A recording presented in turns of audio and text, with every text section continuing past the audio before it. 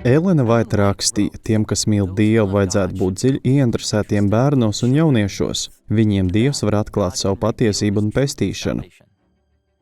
Apzinoties to, cik svarīgi ir aizsniegt apkārtējos bērnus un jauniešus, draudzes locekļi pilsētās visā pasaulē uzrunā šo īpašo sabiedrības grupu dažādos veidos. Aplūkosim dažas no lielākajām pilsētu teritorijām ASV, kur adventisti kalpo jauniešiem un bērniem.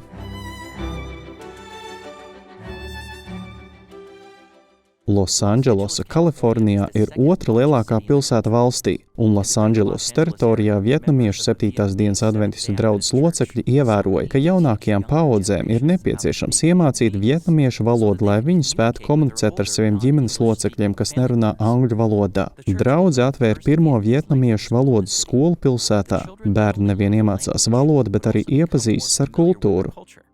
Sākotnējās iknedēļas nodarbības pārvērtās par vasaras nometni un tad jau par pēcstundu programmu. Valodas skolas atvēršana palīdzēja draudzes locekļiem apmierināt kopienas vajadzību un kalpot pilsētas iedzīvotājiem.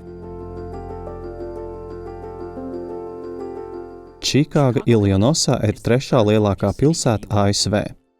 Pilsētas ietekmes centra mākslas telpa darbinieki izmanto rokdarbus, keramiku, gleznošanu un mūziku, lai satuvinātos ar bērniem. Centrs atrodas blakus spēļu laukumam lielā iepirkšanās centrā, un tas veicina jaunu attiecību veidošanos caur radošām aktivitātēm.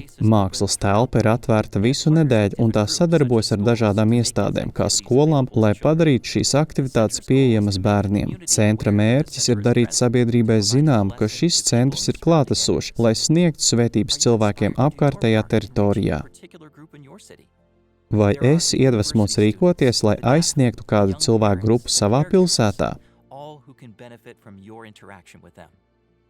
Apmeklē missiontothecities.org, lai iegūtu resursus un idejas par to, kā tu vari izmantot savus talantus un prasmes, lai aizsniegtu cilvēkus tavā pilsētā.